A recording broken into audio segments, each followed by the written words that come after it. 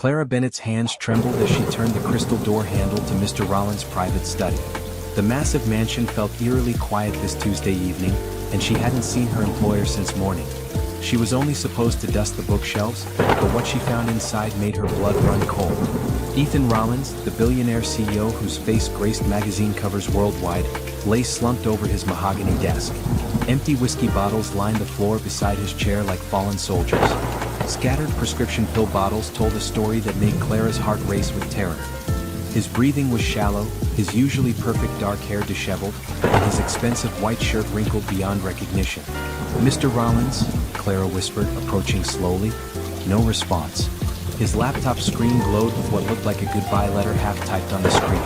The words, "I can't do this anymore," were clearly visible before the cursor blinked endlessly.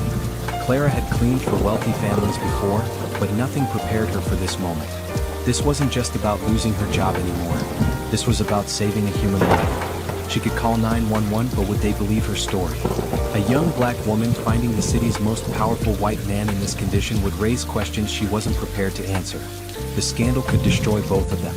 But looking at his pale face and hearing his labored breathing, Clara knew she couldn't walk away. Her grandmother always said that when God puts someone in your path who needs help, you help them. No questions asked. She gently shook his shoulder. "Mr. Rollins, can you hear me?" Still nothing. The empty pill bottle scared her most. She quickly checked the labels, trying to remember the first aid training she'd taken years ago for her grandmother.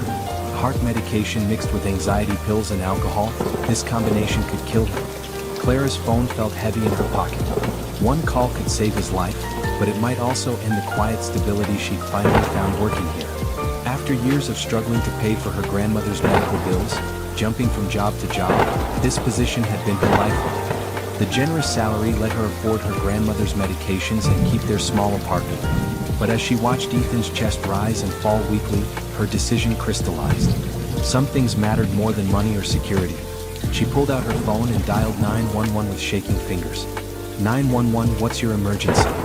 I need an ambulance at the Rollins estate on Maple Hill Drive. My employer is unconscious and I think he's overdosed on medication and alcohol. The next 20 minutes blurred together. Paramedics rushed in, asking rapid-fire questions. Clara answered as best she could. They worked over Ethan's unconscious form, checking vitals and administering something through and for. Clara stood in the corner, wringing her hands and praying silently.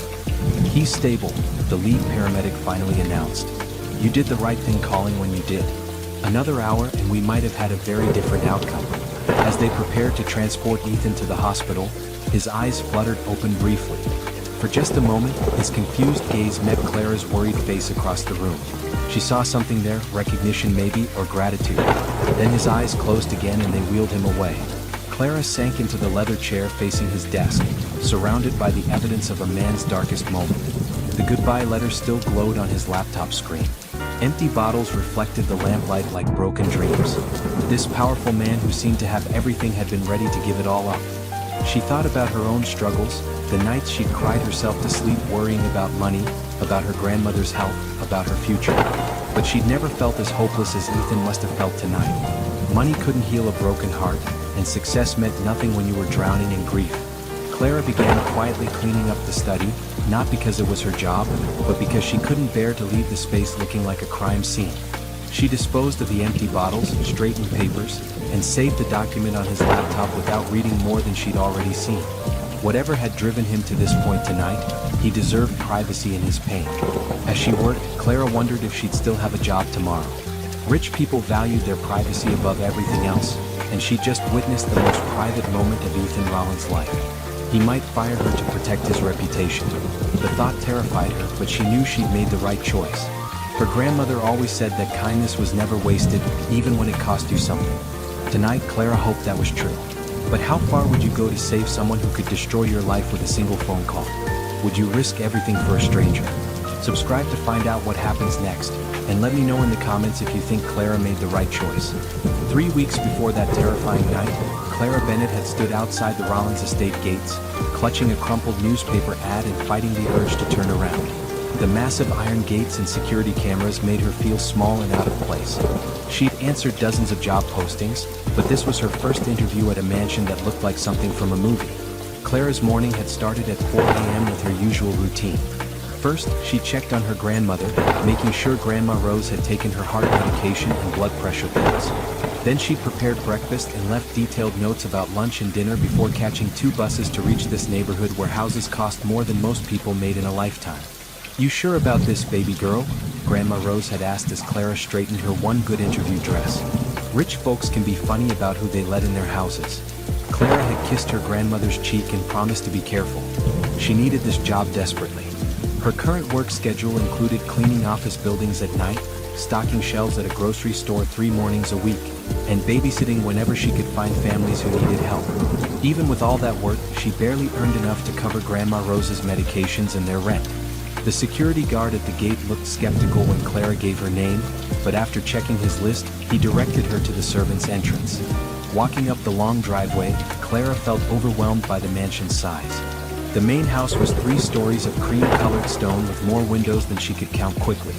Perfectly manicured gardens stretched in every direction, and she spotted a tennis court and swimming pool in the distance. Mrs. Patterson, the head housekeeper, answered Clara's nervous nod. She was a stern-looking woman in her 60s with silver hair pulled back in a tight bun and sharp blue eyes that seemed to see everything at once. "You're the Bennett girl," Mrs. Patterson said, looking Clara up and down. "You're younger than I expected." "Yes, ma'am, I'm 24, Clara replied, hoping her voice sounded steadier than she felt. "I know I don't have experience with large homes, but I'm a hard worker and I learn quickly." Mrs. Patterson led Clara through a maze of hallways, pointing out different rooms and explaining the daily schedule. The mansion felt like a museum with its expensive artwork, antique furniture, and crystal chandeliers. Clara tried to memorize everything while fighting the fear that she'd break something priceless just by breathing wrong. "Mr. Rollins values privacy above all else," Mrs. Patterson explained as they walked. "He doesn't interact with staff unless necessary. You'll rarely see him, and when you do, you're to be invisible. No chatting, no questions, no personal conversation of any kind." Clara nodded, wondering what kind of man inspired such formal distance from his employees. "The previous girl quit without notice," Mrs. Patterson continued, "said the job was too demanding. I won't tolerate that kind of unprofessional behavior. Are you reliable, Miss Bennett?" "Yes, ma'am. I've never missed a day of work unless my grandmother was in the hospital," Clara answered honestly. Something in Mrs. Patterson's expression softened slightly. "You live with your grandmother?" "Yes, ma'am. She raised me after my parents died in a car accident when I was 8. She's got health problems now, so I take care of her like she took care of me." Mrs. Patterson studied Clara's face for a long moment. "The salary is $1,500 a week, paid every Friday. Health insurance included after your first month. You'll work Monday through Friday, 7 a.m. to 6 p.m. Weekends off unless there's a special event. No friends or family visiting during work hours. No using your phone except on breaks. Can you handle these terms?" Clara's heart nearly stopped. $1,500 a week was more than she made in a month at her other jobs combined. "Yes, ma'am, absolutely." "Good. You start Monday. Be here at 7 sharp." Mrs. Patterson handed Clara a small packet of papers. Employment agreement, tax forms, and house rules. "Read everything carefully and bring the signed papers Monday morning."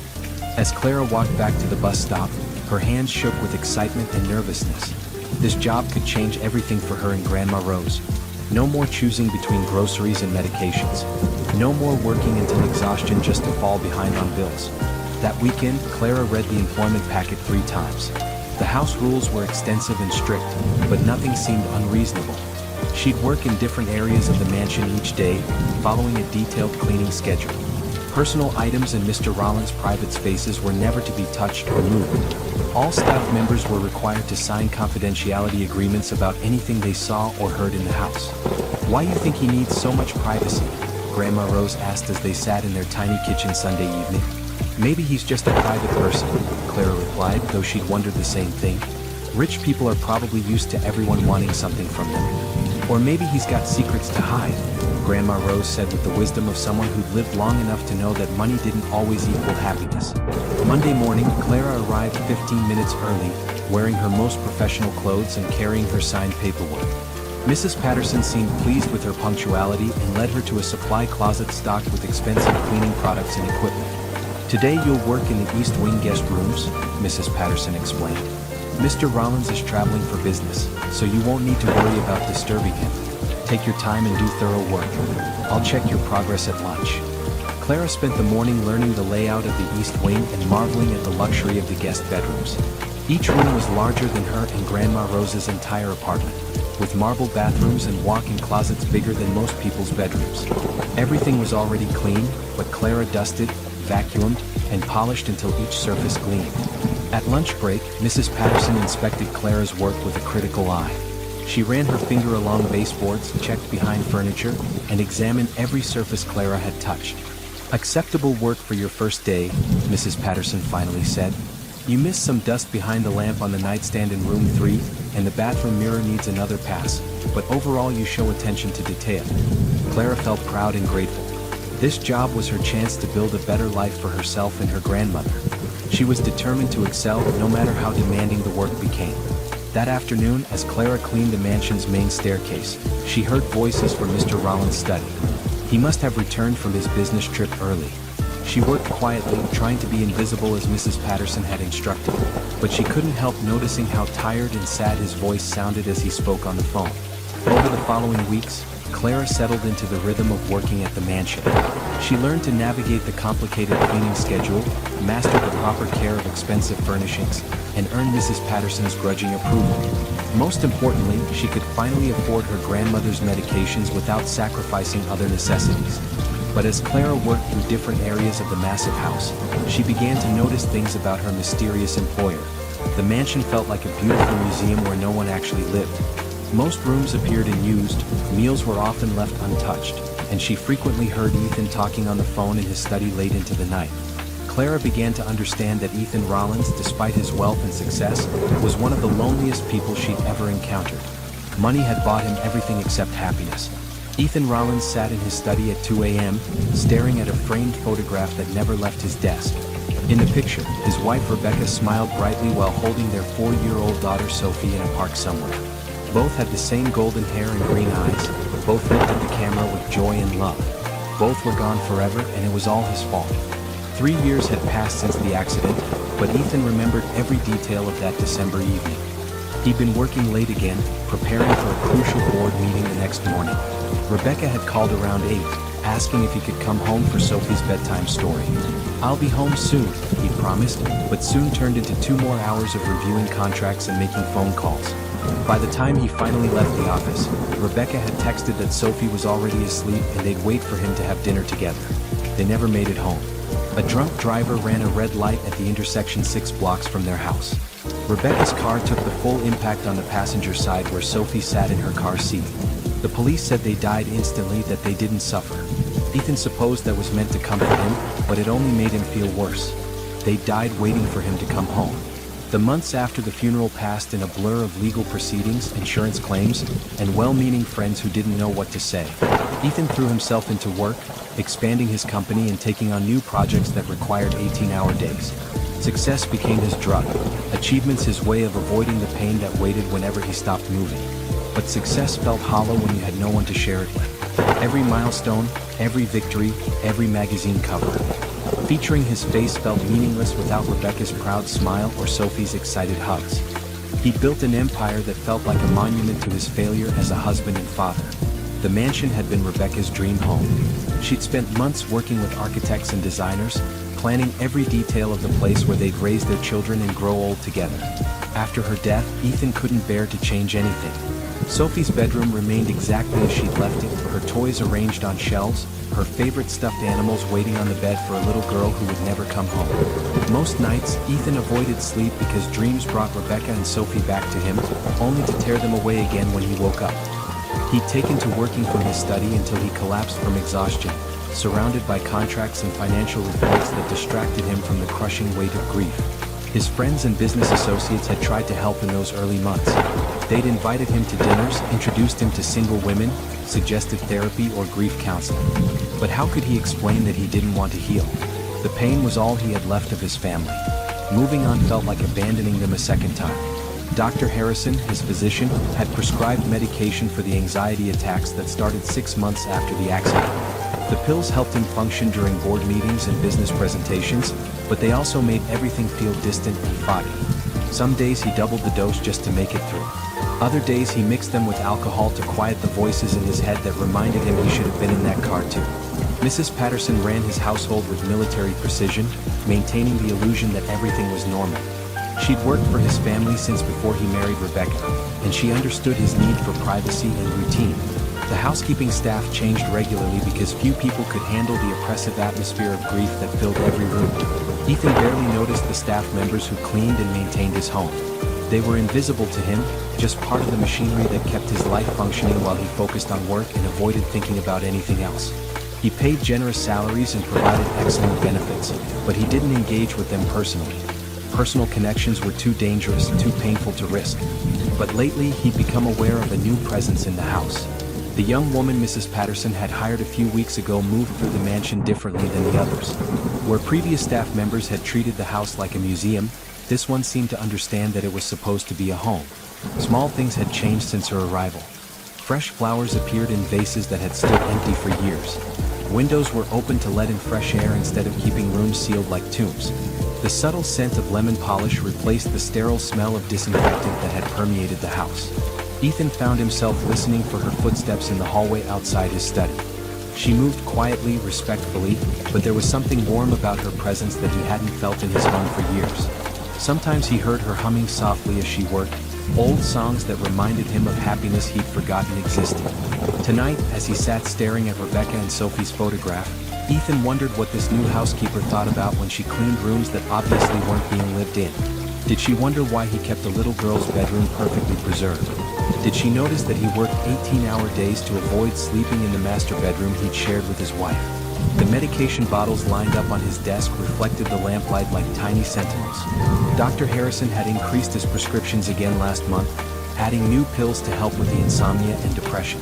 Mixed with the wine he'd been drinking since dinner, they made him feel disconnected from his body, floating somewhere above his pain. Ethan picked up his phone to call his driver, then remembered it was after 2 a.m. and set it down again. He'd been having strange thoughts lately, dangerous thoughts about joining Rebecca and Sophie wherever they'd gone. The guilt of surviving when they hadn't was becoming harder to carry each day. Maybe tonight he'd take a few extra pills, drink a little more wine, and see if he could find the courage to stop carrying this burden. Maybe tonight he'd finally do what he should have done 3 years ago instead of letting grief turn him into a ghost haunting his own life. As Ethan reached for the first bottle of pills, he thought he heard soft footsteps in the hallway outside his study. The new housekeeper must be working late, making sure everything was perfect for tomorrow. He wondered if she had family waiting for her at home, people who loved her and worried when she was late. The thought made him pause with the pill bottle in his hand. Someone with a family to care about would understand what he'd lost. Someone with love in their life would know how empty his had become. But that someone was just another invisible employee he'd never actually met, and she had her own life to worry about. Ethan opened the bottle and poured pills into his palm, ready to swallow them with the last of his wine. 2 days after returning from the hospital, Ethan sat in his study trying to process what had happened. The doctors had been discreet but firm in their warnings about mixing alcohol with his medications. He'd come closer to ending his life than he'd intended, and the realization left him shaken in ways he hadn't expected. But what haunted him most wasn't his near-death experience. It was the memory of kind brown eyes filled with worry as paramedics worked over him. Clara Bennett, his new housekeeper, had saved his life and then disappeared from his thoughts until Mrs. Patterson mentioned that she'd been the one to find him. The girl showed real presence of mind, Mrs. Patterson had reported during their brief conversation about that night. She could have panicked or tried to handle it herself, but she called for help immediately and stayed calm while the paramedics worked. Ethan realized he'd never actually seen Clara clearly before. She'd been working in his house for over a month, but like all his staff, she'd remained invisible to him. Now he found himself curious about the person who'd chosen to save his life when she could have simply walked away and reported finding him the next morning. Mrs. Patterson had assured him that Clara had signed the same confidentiality agreement as all his employees, and that she understood the importance of discretion regarding his private affairs. But Ethan wanted to know more about her character than what legal documents could guarantee. That's when he decided to test her. It was a Thursday afternoon when Ethan deliberately positioned himself on the leather couch in his study, pretending to be asleep. He'd heard Clara's footsteps in the hallway and knew she'd be cleaning the study soon. His laptop was open on his desk with quarterly reports displayed on the screen, important documents were scattered across the coffee table within easy reach, and his wallet lay conspicuously on the bookshelf beside a crystal paperweight worth several $1,000s. Ethan controlled his breathing to appear deeply asleep while keeping his ears attuned to every sound Clara made as she entered the room. He heard her gentle intake of breath when she noticed him on the couch, followed by several moments of complete silence. She was probably deciding whether to wake him or come back later. Instead of retreating, Clara moved further into the room with careful, quiet steps. Ethan listened as she began dusting the bookshelves, working around his wallet and the other valuable items without disturbing them. Her movements were deliberate and respectful, never coming close enough to invade his space on the couch. After several minutes, Ethan heard Clara set down her cleaning supplies and approach him slowly. He fought to keep his breathing steady and his eyes closed as she stopped beside the couch. For a moment, neither of them moved. Then Clara did something that surprised him completely. She walked to the closet where Mrs. Patterson kept extra linens and returned with a soft throw blanket. Moving with incredible gentleness, she draped it over Ethan's sleeping form, being careful not to wake him. Her touch was so light he barely felt it, but the gesture was unmistakably kind. Ethan's heart did something strange in his chest. When was the last time someone had tucked him in, had cared whether he was comfortable? Not since Rebecca, certainly. The simple kindness of that gesture hit him harder than he'd expected. Clara continued cleaning around him, her movements even quieter now that she'd covered him with the blanket. She dusted his desk without touching any of the papers or his laptop, straightened the books on his shelves without disturbing their order, and even picked up his coffee cup to wash it in the small sink he kept in the corner of the study. At one point, Clara paused near his desk where a picture of Rebecca and Sophie sat in its silver frame. Ethan heard her draw in a soft breath, and he imagined her seeing his family for the first time. He wondered what she thought about the photograph, whether she could see the love and happiness captured in that moment. When Clara had finished cleaning, she gathered her supplies quietly and moved toward the door. But before leaving, she stopped and looked back at Ethan one more time. He could feel her gaze on him, warm and somehow protective. Then she turned off the overhead light, leaving only the desk lamp burning so he wouldn't wake up in complete darkness. The door clicked shut behind her with barely a whisper of sound.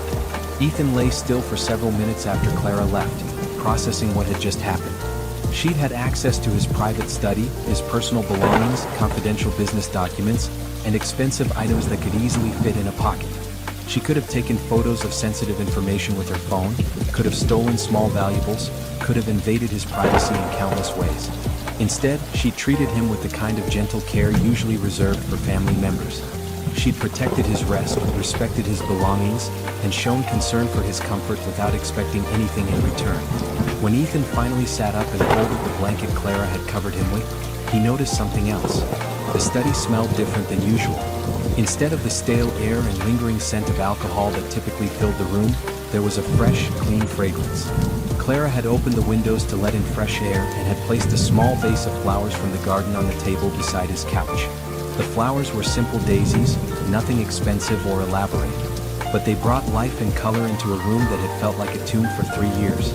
Rebecca had always loved fresh flowers in the house, said they made every room feel more welcoming. Ethan found himself studying the photograph of his wife and daughter with new eyes. For the first time in months, looking at their faces didn't bring only pain. Clara's small gesture of placing flowers nearby had somehow made their memory feel warmer, more connected to life than to loss. Over the following days, Ethan began paying attention to other small changes Clara had made throughout the house. She'd been opening curtains in rooms that had stayed dark for years, placing books that had been left scattered back on their proper shelves, and keeping fresh flowers in vases that had stood empty since Rebecca's death. None of these changes violated the house rules or overstepped professional boundaries, but they showed a level of care that went beyond what her job required. Clara was treating his house like a home instead of a mausoleum, and slowly, almost without him noticing, it was starting to feel alive again. The test had revealed Clara's character more clearly than any background check or reference letter could have. She was trustworthy, kind, and respectful. But more than that, she seemed to understand that healing came in small gestures, gentle touches, and the quiet restoration of hope to places where it had been lost. For the first time since his family died, Ethan felt curious about another person. He wanted to know who Clara Bennett really was, what had shaped her into someone capable of such natural kindness, and whether she might be the key to helping him find his way back to the world of the living. The morning after Ethan's test, Clara arrived at work with butterflies in her stomach. She'd spent the previous evening wondering if she'd overstepped boundaries by covering Mr. Rollins with a blanket and arranging flowers in his study. Mrs. Patterson had emphasized repeatedly that staff were to remain invisible and never interact personally with their employer. But something about seeing him sleeping so peacefully on the couch had reminded Clara of her grandmother, who often fell asleep in her favorite chair while watching television. Clara always covered Grandma Rose with a throw and dimmed the lights, simple acts of love that made a house feel like home. When Clara entered the mansion that Thursday morning, Mrs. Patterson greeted her with an unusual expression. The stern housekeeper almost looked like she was trying not to smile. "Mr. Rollins left instructions for you to continue maintaining his study daily," Mrs. Patterson announced. "He was pleased with your work yesterday." Clara felt relief wash over her. She hadn't been fired for showing kindness to her employer. If anything, she seemed to have earned his approval. As weeks passed, Clara began to notice small changes in the mansion's atmosphere. Mr. Rollins still worked long hours and rarely appeared outside his study during the day, but the oppressive sadness that had filled every room seemed to be lifted slightly. Clara continued her routine of opening curtains, placing fresh flowers from the garden in various rooms, and maintaining the delicate balance between respecting privacy and bringing warmth back to the house. One morning, Clara discovered a note on the kitchen counter written in strong, masculine handwriting. "Thank you for the flowers. They brightened the room considerably." It was unsigned, but Clara knew it was from Mr. Rollins. Her heart fluttered with pleasure at this small acknowledgement of her efforts. The next day, Clara left a brief note of her own beside the coffee maker in Mr. Rollins' study. "The garden has beautiful roses blooming now. I thought you might enjoy them." She signed it simply CB and left a small arrangement of pink and white roses beside his laptop. This quiet exchange of notes became a regular part of their routine. Mr. Rollins would leave brief messages thanking Clara for specific touches she'd added to various rooms. Clara would respond with suggestions about flowers from the garden or small observations about the house that might interest him. "The window in the library offers a perfect view of the sunset," Clara wrote one afternoon. "I opened the curtains so you can see it from your desk." "I'd forgotten how beautiful the sunset looks from that window," came his reply the next morning. "Thank you for the reminder." These small communications felt precious to Clara. She'd never had a job where her employer acknowledged her efforts so thoughtfully. Most of the wealthy families she'd worked for treated housekeeping staff like furniture, necessary but invisible. Mr. Rollins was different. Despite his reputation for being cold and distant, his notes revealed someone who noticed details and appreciated kindness. Clara began putting extra care into small gestures that might brighten Mr. Rollins' day. She'd arrange his favorite books in easy reach beside his couch, make sure his coffee was always fresh and warm, and leave small plates of cookies or fruit near his workspace. Nothing that violated professional boundaries, but gentle touches that showed she cared about his comfort. One afternoon, while cleaning Mr. Rollins' study, Clara noticed he'd left several photo albums open on his desk. The pictures showed a beautiful blonde woman and a little girl with the same golden hair and green eyes as the woman. Family photos from what looked like happier times: birthday parties, Christmas mornings, trips to the beach, ordinary moments filled with love and laughter. Clara understood now why Mr. Rollins seemed so sad, why the mansion felt like a memorial instead of a home. He'd lost his family, and grief had turned him into a ghost haunting rooms full of memories. Clara's heart ached for him as she carefully closed the albums and placed them on the shelf where he could reach them easily. That evening, Clara left a different kind of note for Mr. Rollins. "I'm sorry for your loss. Your family looked very happy together.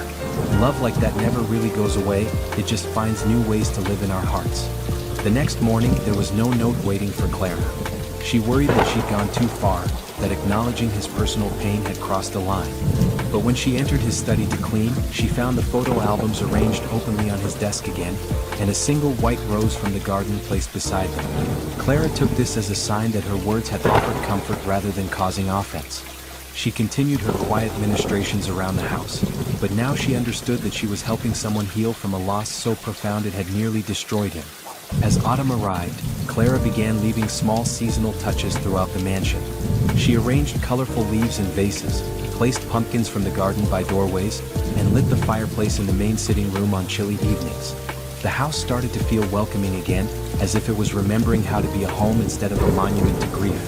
One October morning, Clara found a longer note from Mr. Rollins waiting for her. "Your grandmother raised you well. The kindness you show daily reminds me that good people still exist in the world. Thank you for helping me remember that there's still beauty to be found in simple things."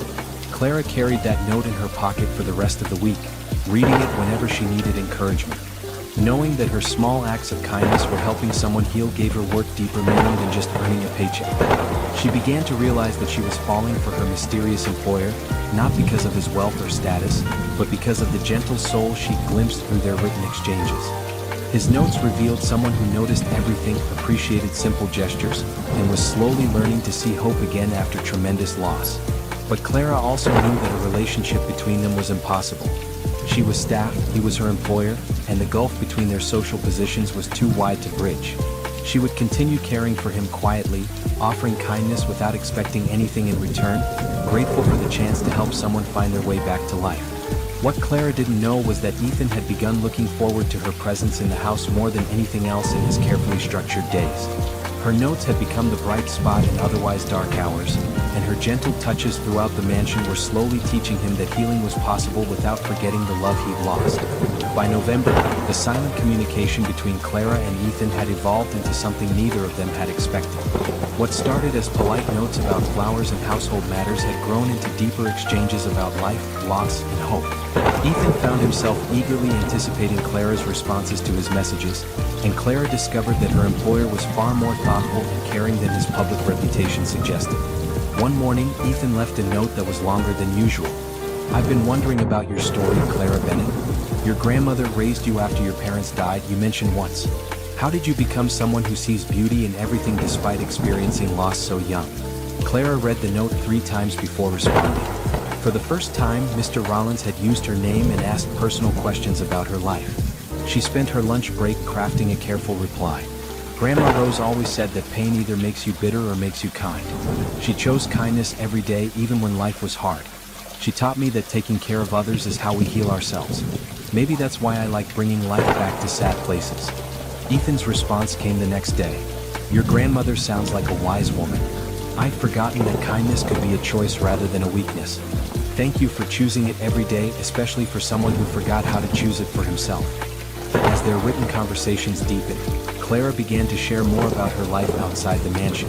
She told Ethan about Grandma Rose's garden behind their small apartment, where she grew vegetables and flowers despite limited space.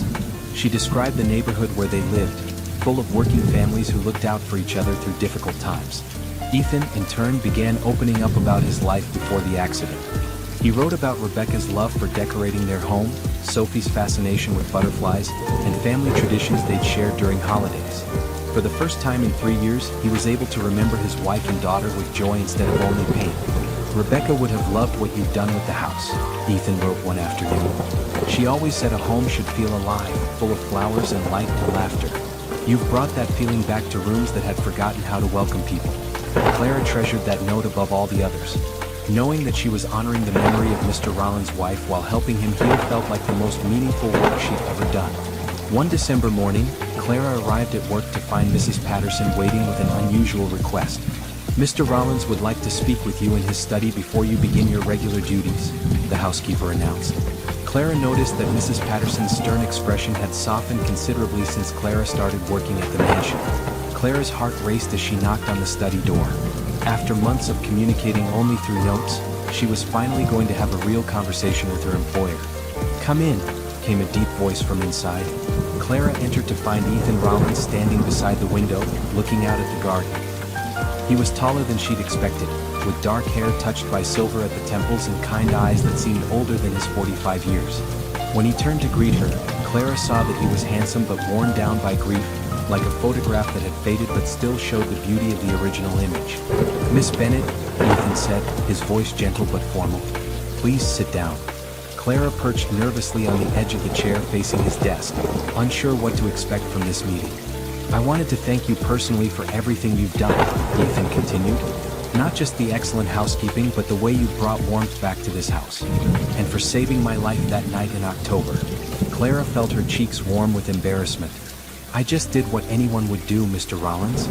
"No," Ethan said firmly. "Most people would have protected themselves first. You chose to help someone who could have caused you trouble just by being found in that condition. Your kindness probably saved my life, and I'll never forget that." For several minutes, they sat in comfortable silence. Clara noticed that Mr. Rollins seemed more relaxed than she'd expected, less intimidating than his reputation suggested. "Tell me about your grandmother," Ethan said suddenly. "Your notes mention her often, and she sounds like a remarkable woman." Clara's face lit up as she described Grandma Rose's strength, wisdom, and determination to find joy despite life's hardships. She told Ethan about her grandmother's cooking, her stories about the old days, and her absolute faith that kindness always came back to you eventually. "She sounds like someone I'd like to meet," Ethan said when Clara finished. "Would you be comfortable bringing her for tea sometime? I'd love to thank her for raising someone who helped bring me back to life." Clara's eyes filled with tears of happiness. The idea that her employer wanted to meet her grandmother felt like the greatest honor she could imagine. "She would love that, Mr. Rollins. She's always wanted to see the garden here. She says flowers tell you everything about the people who care for them." "Then it's settled," Ethan replied. "What day works best for both of you?" As Clara left the study that morning, she felt like she was floating. Not only had she finally met the man she'd been quietly caring for, but he'd invited her grandmother to visit. More importantly, she'd seen genuine warmth in his eyes and heard real happiness in his voice for the first time. What Clara didn't know was that Ethan had spent weeks preparing for this conversation, wondering if the woman whose kindness had touched him so deeply would be as remarkable in person as she seemed through her notes. Meeting Clara had exceeded his expectations in every way, and he found himself looking forward to getting to know her better. For the first time since Rebecca's death, Ethan was thinking about the future instead of just surviving each day. Clara Bennett had shown him that healing was possible without betraying the memory of those he'd lost, and he was ready to explore what that might mean for both of them. The week before Christmas, Ethan's peaceful world came crashing down in the form of an unexpected visitor. Victoria Sterling, his business rival and former colleague, arrived at the mansion unannounced with a photographer and a tabloid reporter in tow. Victoria had been trying to buy Ethan's company for 2 years, making increasingly aggressive offers that he'd consistently rejected. She was beautiful, ruthless, and determined to get what she wanted by any means necessary. Her sudden appearance at his home with media representatives immediately put Ethan on high alert. "Ethan, darling," Victoria said, pushing past Mrs. Patterson into the main hallway. "I hope you don't mind the surprise visit. I brought some friends who are very interested in your recent lifestyle changes." Clara was arranging Christmas decorations in the living room when she heard unfamiliar voices in the hallway. Through the doorway, she could see a stunning blonde woman in an expensive coat speaking to Mr. Rollins in a tone that was both familiar and predatory.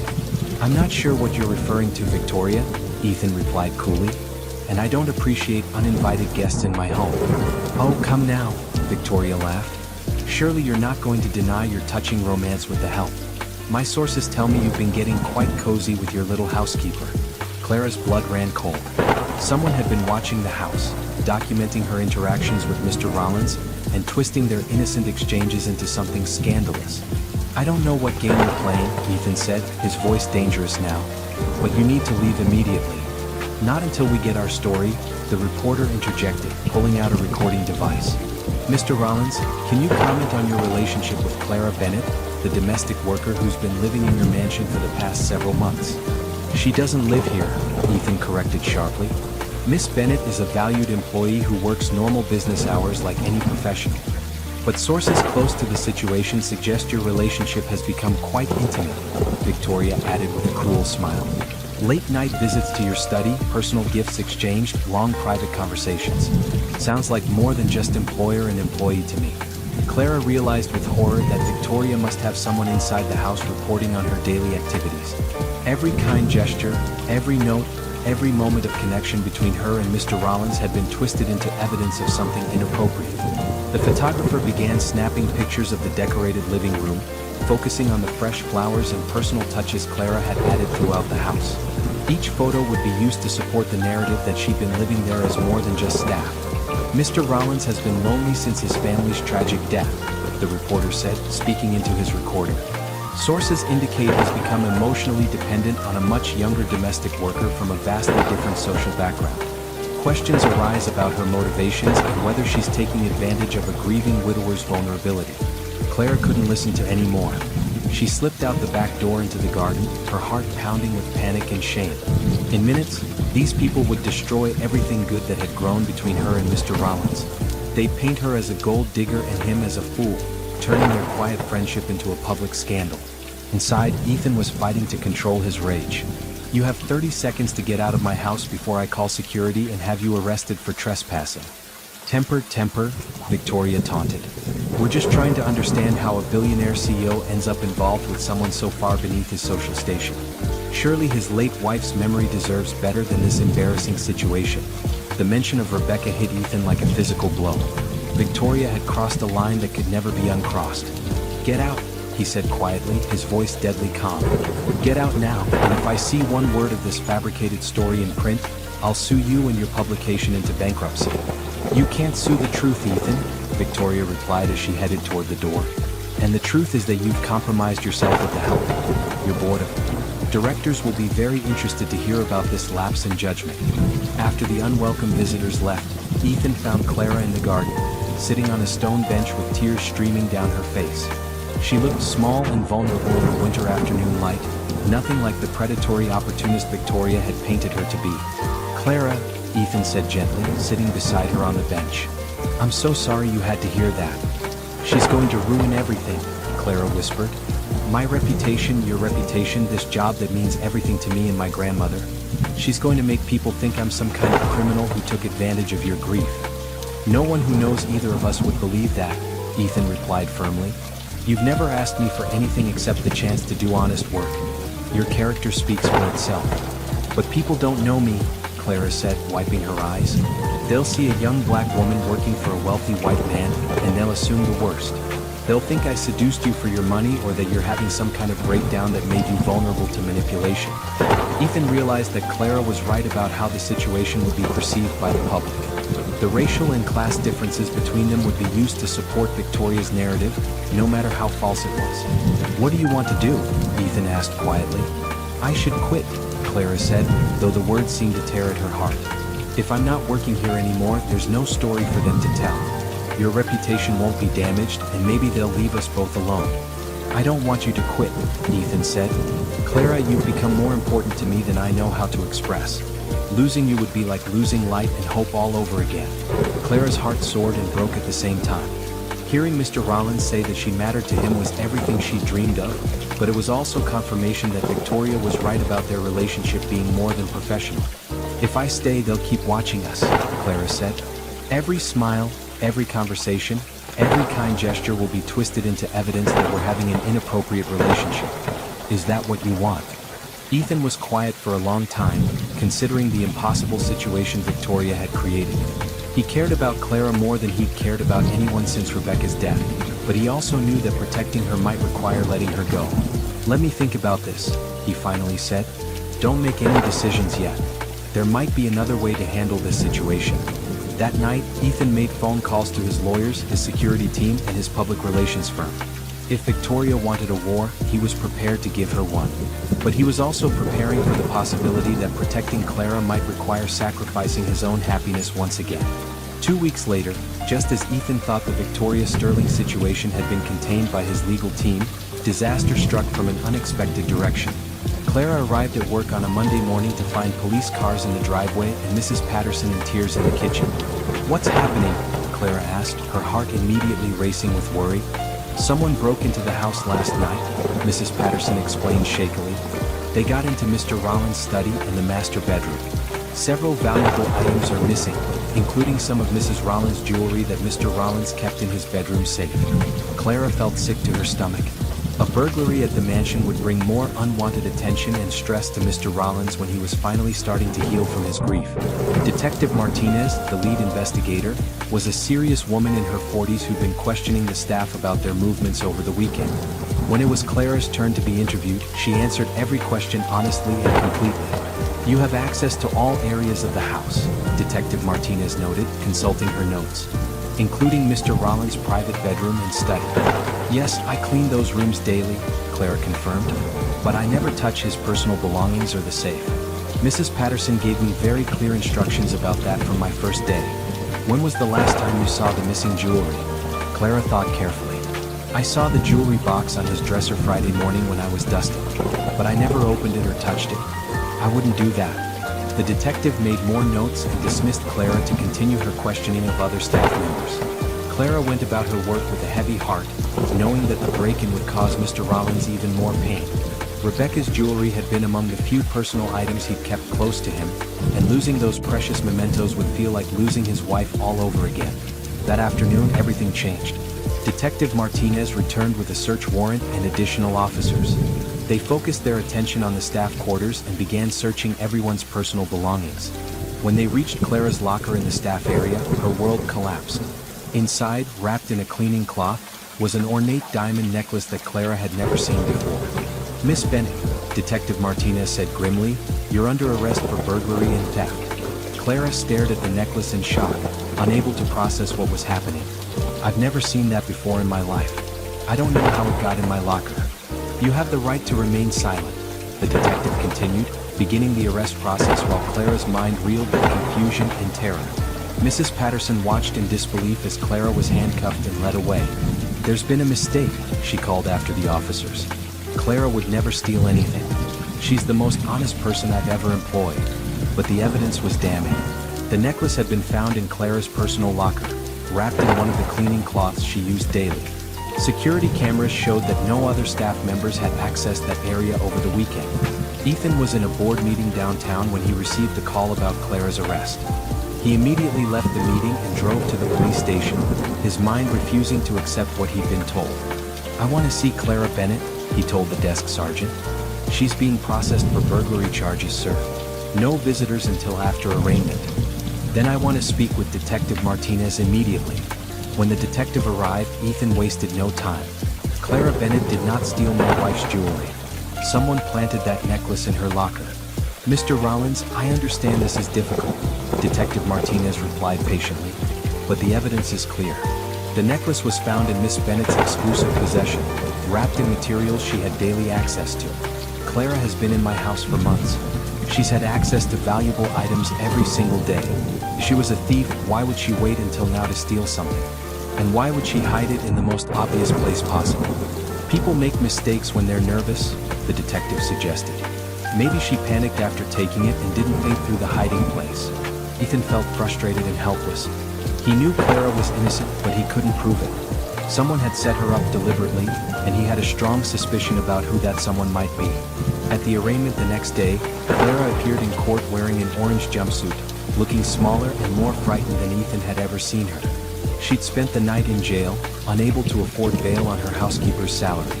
Ethan immediately contacted his lawyers to arrange for Clara's bail, but the damage was already done. The local news had picked up the story of the billionaire's housekeeper accused of stealing his dead wife's jewelry. The headlines were brutal and played into every stereotype Victoria Sterling had tried to promote. Gold digger caught red-handed stealing from grieving widower. Housekeeper's greed exposed. Trusted employee steals dead woman's jewelry. Billionaire's poor judgment. How loneliness led to betrayal.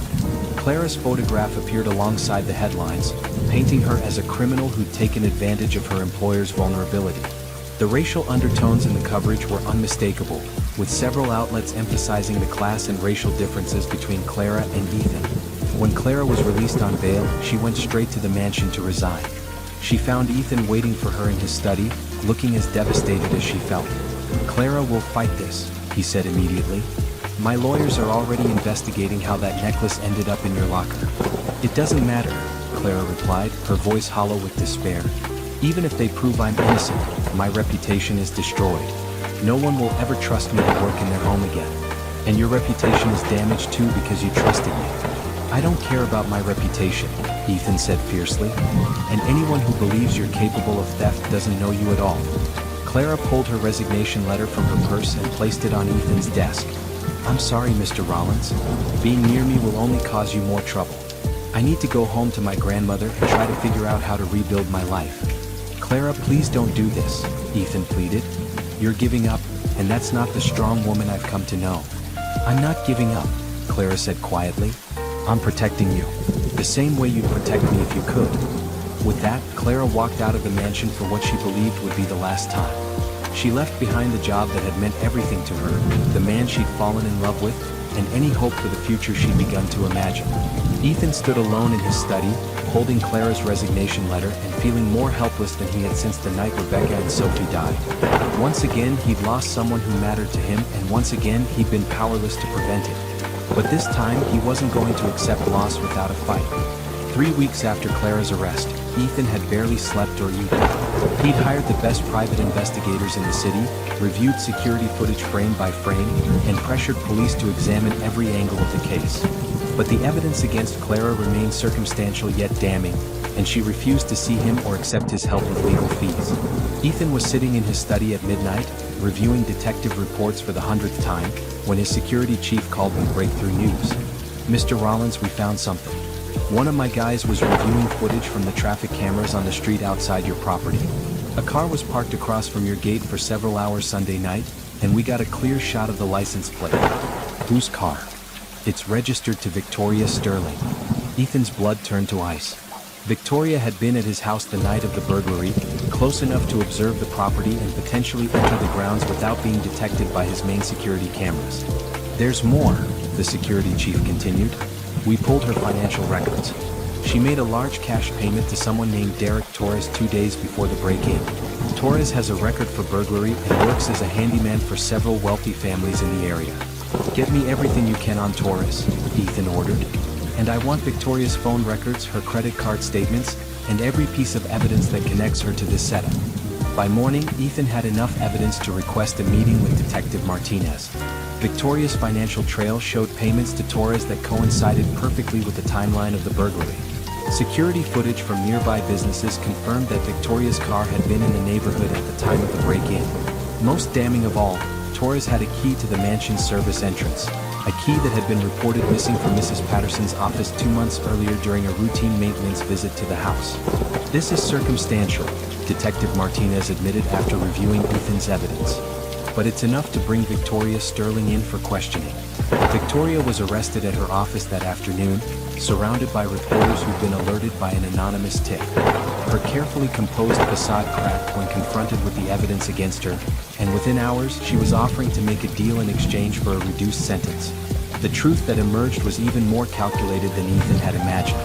Victoria had orchestrated the entire scheme to destroy Clara's reputation and force Ethan into a vulnerable emotional state. With Clara gone and his judgment questioned publicly, Victoria believed she could pressure him into selling his company at a fraction of its value. Derek Torres had been paid to break into the mansion and plant Rebecca's necklace in Clara's locker. Victoria had provided him with a stolen key and detailed knowledge of the house layout, information she'd gathered during her uninvited visit in December. The plan had been perfect except for one detail Victoria hadn't anticipated. Ethan's love for Clara was stronger than his grief, and instead of being broken by her loss, he'd been motivated to fight for her with everything he had. When Clara heard about Victoria's arrest on the evening news, she was sitting in her grandmother's tiny kitchen, still wearing the same clothes she'd worn to court that morning for her latest hearing. She'd barely spoken in days, devastated by the betrayal she felt and the loss of everything she'd built. "Baby girl," Grandma Rose said gently, "that rich man of yours just proved he loves you more than his reputation. You better get yourself over to his house and thank him properly." "It's too late, Grandma," Clara whispered. "Even if my name is cleared, too much has happened. The newspapers, the arrest, the scandal. We can never go back to what we had." "Who says you need to go back?" Grandma Rose replied with the wisdom of her 83 years. "Maybe you need to go forward instead." That night, Ethan appeared at Clara's apartment door with flowers from his garden and tears in his eyes. "I'm sorry," he said when Clara opened the door. "I'm sorry I couldn't protect you from Victoria's cruelty. I'm sorry you had to spend time in jail for something you didn't do. I'm sorry your reputation was damaged because you were kind to a broken man who didn't deserve your compassion."